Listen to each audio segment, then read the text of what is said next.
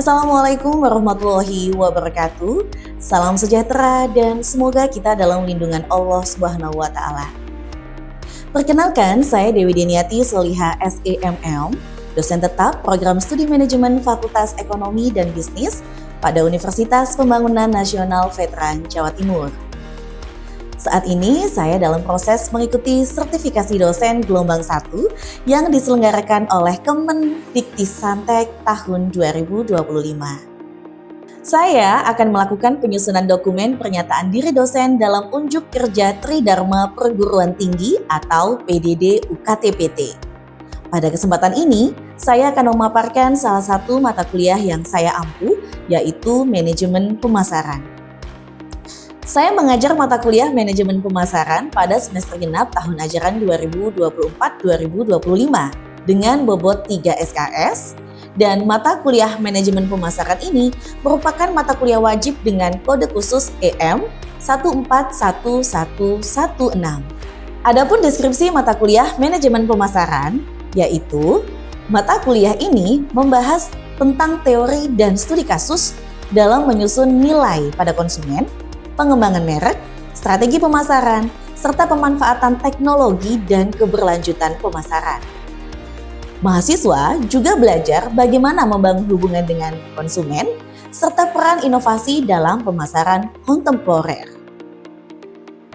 Perkuliahan Manajemen Pemasaran diselenggarakan dengan pendekatan blended learning, yaitu perpaduan antara pembelajaran luring atau tatap muka langsung dan juga daring, melalui platform e-learning resmi UPN, yaitu ilmu.upnjatim.ac.id. Mahasiswa dapat mengakses materi perkuliahan, mengunduh RPS, serta mengunggah tugas secara online, sementara diskusi interaktif, studi kasus, dan presentasi dilaksanakan secara langsung di kelas. Metode pembelajaran yang saya terapkan bersifat aktif, partisipatif, dan berbasis pada pengalaman nyata. Di antaranya adalah ceramah interaktif untuk membangun pemahaman konseptual mahasiswa terhadap teori manajemen pemasaran, diskusi kelompok yang mendukung kolaborasi mahasiswa dalam menyelesaikan studi kasus nyata, project based learning, di mana mahasiswa menyusun proyek pemasaran sebagai bentuk aplikasi praktis dari materi yang telah dipelajari. Untuk capaian pembelajaran meliputi CPL 2, yaitu mahasiswa mampu mengimplikasikan teori manajemen secara efektif. CPL 3, mahasiswa mampu berkomunikasi secara efektif. CPL 7, mahasiswa mampu merancang rencana bisnis secara komprehensif. Untuk capaian pembelajaran pada mata kuliah yang diharapkan antara lain, CPMK 1, mahasiswa mampu memahami dan menjelaskan dasar manajemen pemasaran serta tugas manajer pemasaran. CPMK 2, mahasiswa mampu menjelaskan proses pengembangan strategi pemasaran. CPMK 3, mahasiswa mampu menjelaskan proses komunikasi dan penyampaian nilai kepada pelanggan. CPMK 4, mahasiswa mampu menjelaskan konsep kepuasan, loyalitas pelanggan, dan customer lifetime value. Untuk media pembelajaran pada mata kuliah Manajemen Pemasaran ini meliputi 1. Modul atau RPS yang dapat diunduh melalui e-learning UPN Veteran Jawa Timur. 2. PowerPoint, studi kasus, dan artikel ilmiah. Serta yang ketiga yaitu video pembelajaran. Adapun materi pembelajaran pada mata kuliah Manajemen Pemasaran ini meliputi 1. Pemasaran dan manajemen pemasaran. 2. Nilai konsumen. 3. Kepuasan dan loyalitas konsumen. 4. Analisis pasar konsumen. 5. Segmentasi pasar. 6. Merek. 7. Posisi merek. 8. Strategi pemasaran. 9. Produk. 10. Perusahaan jasa. 11. Harga. 12. Saluran pemasaran. 13. Komunikasi pemasaran, dan 14 yaitu persaingan global. Penilaian dalam mata kuliah Manajemen Pemasaran ini mencakup 5 komponen utama, yaitu ujian tengah semester dengan bobot sebesar 25%, ujian akhir semester atau UAS dengan bobot 25%, tugas kelompok dengan bobot sebesar 20%, presentasi proyek sebesar 20%, serta kehadiran dan keaktifan dalam kelas baik secara verbal maupun dalam diskusi sebesar 10%. Penilaian dilakukan secara objektif berdasarkan indikator seperti ketepatan dan penguasaan materi, partisipasi aktif, serta kemampuan analisis terhadap studi kasus. Saya menggunakan rubrik penilaian yang jelas dan terukur, dan hasil evaluasi saya sampaikan kembali kepada mahasiswa sebagai bagian dari proses umpan balik untuk meningkatkan kualitas pembelajaran. Dengan pendekatan ini, saya berkomitmen untuk menciptakan pembelajaran yang berpusat pada mahasiswa, sekaligus menyiapkan lulusan yang mampu berpikir kritis, adaptif, terhadap perubahan, serta siap menghadapi tantangan dunia kerja di bidang pemasaran yang dinamis. Baik, untuk tahapan berikutnya, mari kita simak video pembelajaran mata kuliah Manajemen Pemasaran. Baik, selamat pagi. Assalamualaikum warahmatullahi wabarakatuh. Waalaikumsalam warahmatullahi wabarakatuh. Apa kabar teman-teman semuanya? Baik, Bu. Senang sekali hari ini kita bisa berjumpa lagi di mata kuliah Manajemen Pemasaran dan tentunya untuk melanjutkan materi kita sebelumnya. Oleh karena itu, sebelum kita masuk ke materi, mari kita berdoa dulu sesuai dengan agama dan keyakinan masing-masing. Berdoa dimulai. Selesai? Baik, terima kasih. Oke, sepertinya semangat sekali ya hari ini. Tadi bangun pagi mungkin sudah sempat olahraga, jadi pagi ini siap untuk melaksanakan perkuliahan untuk mata kuliah Manajemen Pemasaran. Baik teman-teman, hari ini kita akan melanjutkan materi kita sebelumnya di minggu lalu, di mana sebelumnya kita membahas terkait apa itu manajemen pemasaran ya, dan juga bagaimana sih kita menyusun beberapa tahapan-tahapan menjadi seorang manajer pemasar atau pemasaran. Nah, di hari ini kita akan melanjutkan satu materi yang begitu penting, yaitu salah satu materi yang menjadi fondasi dari mata kuliah manajemen pemasaran. Karena dari mata kuliah inilah teman-teman ternyata perlu mengetahui lebih lanjut siapa konsumenmu, apa produk yang akan kalian buat, dan bagaimana karakteristik mereka saat melakukan proses pembelian. Nah, jadi materi kita pada hari ini yaitu tentang analisis consumer markets ya, di mana dalam hal ini tujuan pembelajaran ini untuk mengajak teman-teman semuanya memiliki keterampilan menganalisis bagaimana perilaku-perilaku konsumen saat ini dan bagaimana cara proses mereka memutuskan pembelian. Baik teman-teman semuanya, jadi bicara soal karakteristik konsumen, kita perlu melihat sebetulnya faktor-faktor apa saja sih yang mempengaruhi proses pengambilan keputusan mereka untuk membeli suatu produk. Nah, dalam hal ini konsumen ternyata dipengaruhi oleh 3 faktor, yaitu ada budaya atau kultural ya, kemudian ada juga sosial dan juga ada personal.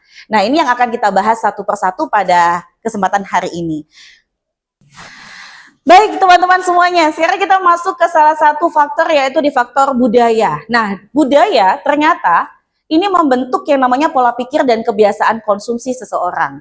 Contoh misalnya, kalian tahu bagaimana budaya Jawa mengkonsumsi teh di setiap paginya misalnya? Atau teman-teman pernah melihat atau mengalami barangkali budaya yang sudah terbentuk dari saat teman-teman tumbuh di masa kecil yang akhirnya membentuk perilaku perilaku teman-teman saat mengkonsumsi suatu barang atau jasa. Baik, selanjutnya teman-teman, di sini kita juga bisa melihat bagaimana karakteristik konsumen yang juga dipengaruhi oleh faktor sosial. Nah, dalam hal ini kita melihat ya bahwa ternyata keluarga yang kita punya saat ini juga membentuk bagaimana perilaku kita atas pembelian suatu barang atau jasa. Keluarga berpengaruh dalam pembentukan kebiasaan konsumsi seseorang, ya kan? Seseorang dapat memiliki berbagai peran sosial yang mempengaruhi preferensi belanjanya. Misalnya saja, keluarga dari Mas ini misalnya punya satu preferensi terhadap brand suatu sabun, dimana bisa jadi berbeda dengan pilihan keluarga yang ada dari keluarganya Mas yang sebelah sini. Nah, sehingga hal ini perlu menjadi perhatian bagi kita semuanya untuk melihat bagaimana sih tren yang ada dalam di setiap keluarga gitu ya, atas pemenuhan kebutuhan mereka. Nah, di sosial ini teman-teman, selain keluarga dan peran sosial, ada juga reference group. Jadi kelompok referensi ini adalah sekelompok orang yang memberikan pengaruh pada keputusan pembelian seseorang. Contoh misalnya dari teman-teman di sini yang nggak biasa ngopi, tiba-tiba jadi pengen kopi susu gula aren karena melihat teman-temannya pada saat lagi nongkrong atau lagi ngafe itu membeli kopi tersebut. Atau mungkin preferensi teman-teman pada saat ingin membeli suatu jam atau suatu produk fashion, makanan, dan seterusnya yang kadang-kadang juga dipengaruhi oleh sekelompok orang, bisa dari teman kampus, atau bisa dari sahabat, atau mungkin yang sudah punya pasangan atau keluarga bisa dengan pasangannya atau koleganya dan seterusnya. Ini membentuk satu preferensi atau kebutuhan atas suatu barang dan jasa. Selanjutnya yaitu tentang personal.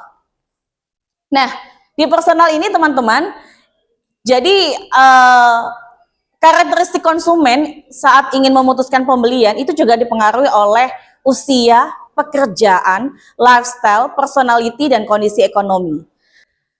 Baik, selanjutnya kita akan membahas tentang bagaimana tahapan atau proses dari keputusan pembelian seseorang. Nah, jadi buying decision process atau proses keputusan pembelian ini adalah tahapan yang dilalui oleh konsumen dalam membuat keputusan untuk membeli suatu produk, baik itu barang maupun juga jasa. Dalam hal ini, teman-teman, ya, proses keputusan pembelian dimulai dari problem recognition. Jadi kita mengidentifikasi sebetulnya seorang konsumen itu sedang butuh apa sih, lagi pengen apa sih. Nah, itu di sini. Kemudian mereka akan melakukan pencarian informasi, information search, kemudian evaluasi alternatif gitu ya, dan purchase decision alias melakukan keputusan pembelian. Berikutnya adalah post purchase behavior. Jadi di problem recognition ini adalah tahapan terjadi ketika konsumen menyadari adanya kebutuhan atau masalah yang harus diselesaikan. Contoh, tiba-tiba Anda lapar hari ini. Otomatis ini menjadi satu masalah bagi diri konsumen itu sendiri. Dari problem recognition ini, kemudian mereka akan melakukan pencarian informasi. Apa ya yang lagi enak untuk dimakan pagi-pagi seperti ini? Oh, apakah nasi pecel? Apakah mungkin sandwich, nasi soto, dan seterusnya. Nah, ini yang masuk ke tahapan yang kedua. Nah, sebelumnya saya ingin mengingatkan di problem recognition ini, teman-teman nantinya perlu mengetahui ya, saat seorang konsumen itu mengetahui apa masalah yang ada dalam dirinya, permasalahan terkait kebutuhan dalam dirinya tersebut itu muncul bisa jadi karena faktor internal atau eksternal. Maksudnya internal seperti yang tadi saya sampaikan, Anda sedang lapar, Anda sedang haus, itu adalah kondisi dari faktor internal dari diri Anda yang membutuhkan suatu barang atau jasa untuk bisa menjawab kebutuhan atas lapar dan haus tersebut. Kalau faktor eksternal, ada yang tahu nggak seperti apa? Ya, silakan. Izin menjawab, Ibu. Kalau faktor eksternal mungkin seperti yang Ibu jelaskan tadi, jadi ada faktor lingkungan. Misal kita lagi nongkrong sama teman-teman, kadang kita itu nggak lapar, tapi karena teman-teman mostly beli makanan, jadi kita ikut pengen beli, Bu. Jadi impulsif buying-nya keluar pada saat itu. Oke, impulsif buying. Nah, tepuk tangan dulu dong untuk jawaban Mas Ridho ya. Oke, terima kasih. Baik teman-teman semuanya, setelah tadi sudah saya jelaskan materi terkait bagaimana karakteristik konsumen, bagaimana kita melihat proses keputusan pembelian konsumen. Sekarang saya ingin teman-teman untuk membentuk kelompok kecil yang nantinya menyelesaikan case study yang sudah saya tayangkan di layar ini. Jadi silakan untuk bisa membentuk kelompok kecil. Baik teman-teman, ini ada satu kasus yang coba silakan bisa dipecahkan bersama dengan teman satu kelompoknya masing-masing ya.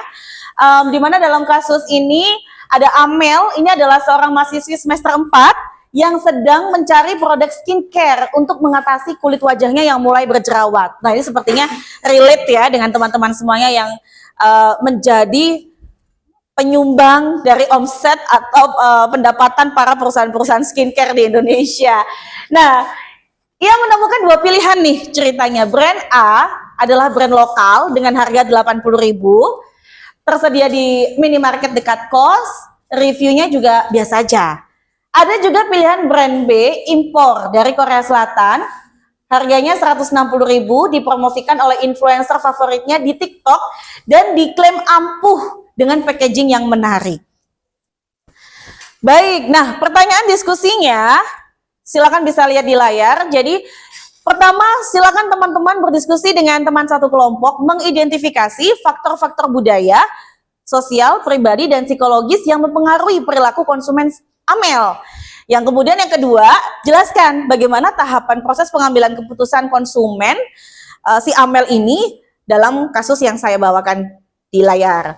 Nah, yang ketiga, jika Anda ini misalnya adalah seorang konsultan pemasaran brand A, yaitu brand lokal, yang tadi saya sebutkan ya, strategi apa yang akan Anda rekomendasikan untuk memenangkan hati konsumen seperti Mbak Amel ini tadi, yang lagi galau memilih skincare brand A atau brand B.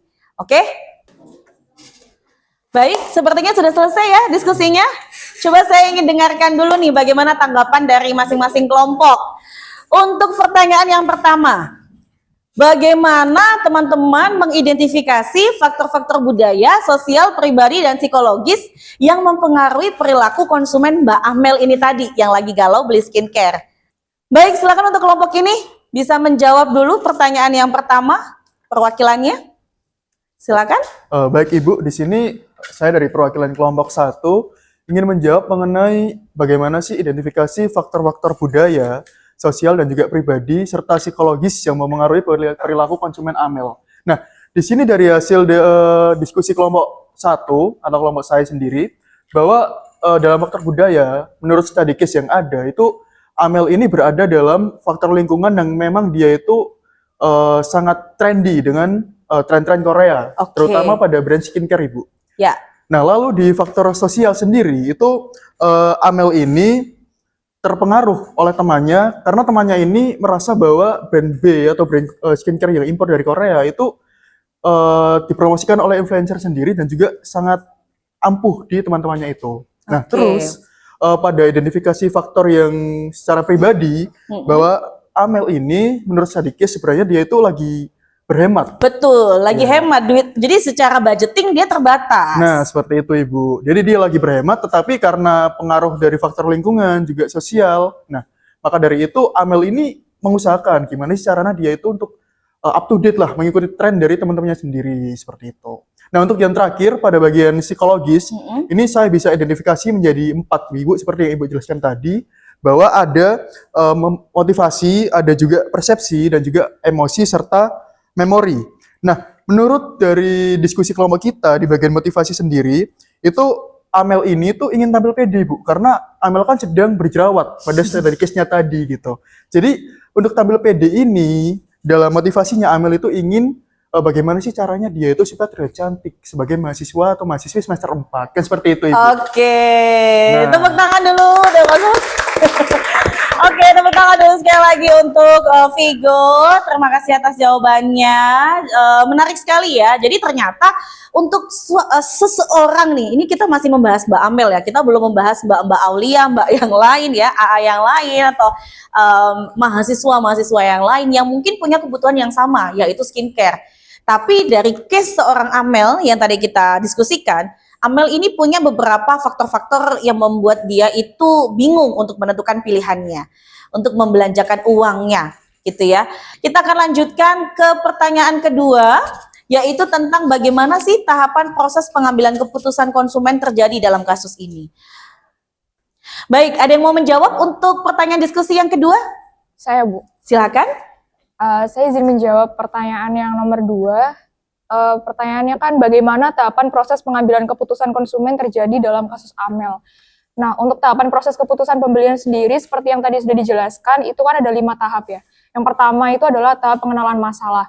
Di studi kasus ini, Amel menyadari bahwa kulit wajahnya itu berjerawat dan Amel butuh solusi skincare, yaitu ada brand A dan brand B. Kemudian selanjutnya di tahap yang kedua, yaitu di tahap pencarian informasi, Amel mulai mencari review di sosial media seperti di TikTok, dan juga Amel memperhatikan rekomendasi dari teman-temannya yang menggunakan skincare brand B. Kemudian di tahap yang ketiga yaitu evaluasi alternatif, Amel membandingkan brand A dan brand B berdasarkan beberapa kategori seperti harga, testimoni, dan kualitas. Kemudian di tahap yang selanjutnya yaitu ada tahap keputusan pembelian.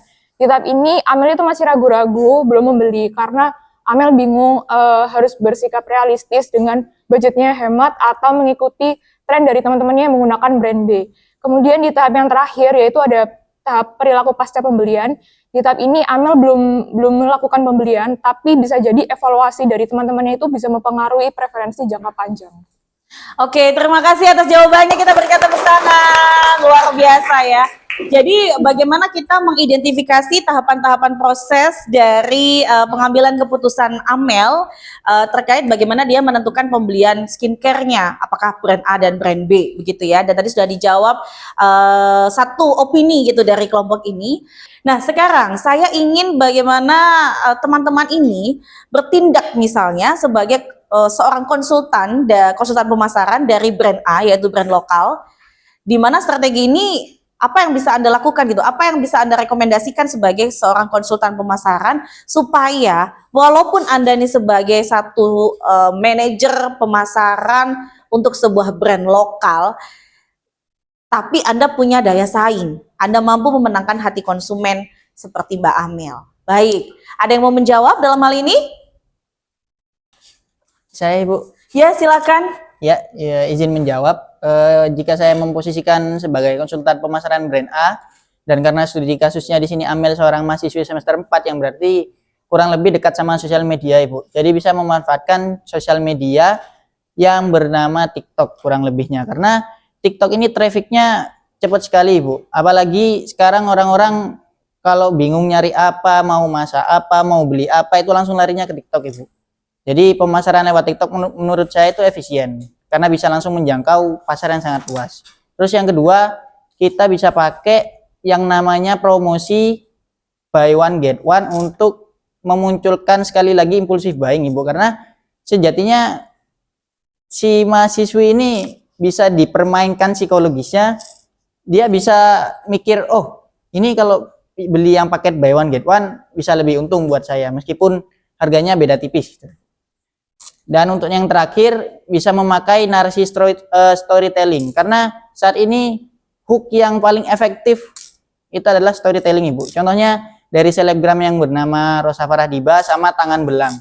Itu di setiap kontennya mereka membawakan storytelling pengenalan diri mereka sendiri dan bikin penonton itu betah Ibu. Betah sama cerita yang dibawakan dan perlahan-lahan masuk ke soft selling, lalu ke CTA mereka. Gitu. Ya, oke, luar biasa ya jawabannya, kita berikan tepuk tangan. Oke, kalau tadi saya meng-highlight jawaban dari Masnya bahwa ternyata sekarang bicara soal proses pengambilan keputusan itu tidak hanya kita melihat dari harga dan kualitas, tapi juga media sosial sekarang memainkan perannya ya. Betul. Untuk mempengaruhi seseorang itu menggeser preferensinya barangkali dan bahkan langsung memutuskan pembelian. Jadi media sosial pun sekarang tidak hanya bagaimana kita bertemu dengan teman-teman lama kita, ternyata juga bisa menjadi salah satu tools yang kita gunakan untuk melakukan pendekatan ke konsumen walaupun tidak secara langsung ketemu, tapi mampu bisa merubah pandangannya misalnya atau memberikan gambaran yang lebih detail atas produk yang kita punya. Seperti itu ya. Baik teman-teman, tadi kita sudah mendengar dan berdiskusi bersama ya bagaimana ternyata seseorang gitu ya, keputusan pembelian seseorang itu dipengaruhi tidak hanya dari harga atau kualitas barang itu sendiri, atau bahkan tidak hanya dipengaruhi oleh brand dari produk itu sendiri, ternyata juga dipengaruhi oleh gaya hidup, dipengaruhi juga oleh teman misalnya tadi dari diskusi kita semua, dan juga ternyata dipengaruhi oleh algoritma juga barangkali ya dari media sosial atau influencer gitu. Dimana ini merupakan faktor eksternal ya yang mempengaruhi keputusan pembelian si Amel tadi. Baik, nah untuk kemudian teman-teman bisa lebih memahami materi ini, saya akan berikan tugas tambahan untuk masing-masing individu yang bisa dikerjakan di rumah, yaitu tuliskan satu pengalaman pribadi teman-teman saat membeli sesuatu yang proses pembeliannya itu atau keputusan pembeliannya itu dipengaruhi oleh emosi atau kelompok sosial. Jelaskan alasannya dan apakah kalian puas atau justru menyesal. Seperti itu. Apakah ada pertanyaan dari teman-teman terkait tugas individu yang saya berikan ini? Baik, jangan lupa nanti silakan dikumpulkan di e-learning dan waktunya 1 minggu ya, sehingga minggu depan kita akan diskusikan bersama dari pengalaman teman-teman semua. Baik teman-teman semuanya, kita saat ini masuk di akhir sesi pertemuan atau di proses pembelajaran kita pada pagi hari ini. Nah, saya ingin mendengar terlebih dahulu salah satu dari teman-teman di sini untuk menyampaikan kepada saya kira-kira apa, pemahaman apa atau ilmu apa atau pengalaman apa yang baru Anda rasakan setelah kita mengikuti proses pembelajaran di mata kuliah manajemen pemasaran ini. Ada yang mau menjawab? Saya, Bu. Silakan. Baik, untuk kesimpulan yang bisa kita dapat dari pertemuan hari ini, mungkin kita belajar bahwa keputusan seseorang untuk membeli sesuatu itu tidak pernah hanya soal harga atau kualitas, Ibu, namun juga dipengaruhi oleh yang pertama, budaya tempat ia tumbuh atau tempat konsumen dia tumbuh.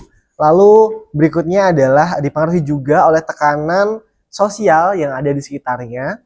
Berikutnya dipengaruhi juga oleh kondisi pribadi dari masing-masing konsumen. Lalu berikutnya adalah dipengaruhi juga oleh emosi dan pengalaman masa lalu dari target konsumen atau konsumen yang menjadi sasaran dari konten promosi itu. Seperti itu, Ibu. Baik, terima kasih atas responnya. Wah, menarik sekali ya. Saya juga turut senang gitu ya bahwa teman-teman dalam proses pembelajaran ini juga bisa mengambil hikmah atau mengambil ilmu yang mudah-mudahan bermanfaat untuk teman-teman semuanya. Baik, dan minggu depan insya Allah kita akan bertemu kembali teman-teman ya untuk melanjutkan materi yaitu terkait segmentasi pasar. Jadi oleh karena itu mohon semuanya untuk membaca bukunya terlebih dahulu dari buku Philip Kotler yang sudah tertera di RPS yang teman-teman bisa unduh melalui e-learning ya, e-learning UPN Jatim di Ilmu. Seperti itu. Baik, terima kasih sekali lagi untuk teman-teman semuanya. Sampai jumpa di pertemuan minggu depan. Wassalamualaikum warahmatullahi wabarakatuh. Sekian video rekaman pembelajaran dalam mata kuliah Manajemen Pemasaran pada program studi Manajemen Fakultas Ekonomi dan Bisnis Universitas Pembangunan Nasional Veteran Jawa Timur. Video ini digunakan sebagai salah satu syarat penyusunan dokumen pernyataan diri dosen dalam unjuk kerja Tridharma Perguruan Tinggi atau PDD UKTPT. Semoga dapat menjadi pertimbangan baik dalam proses pengajuan sertifikasi dosen gelombang 1 tahun 2025. Terima kasih. Wassalamualaikum warahmatullahi wabarakatuh.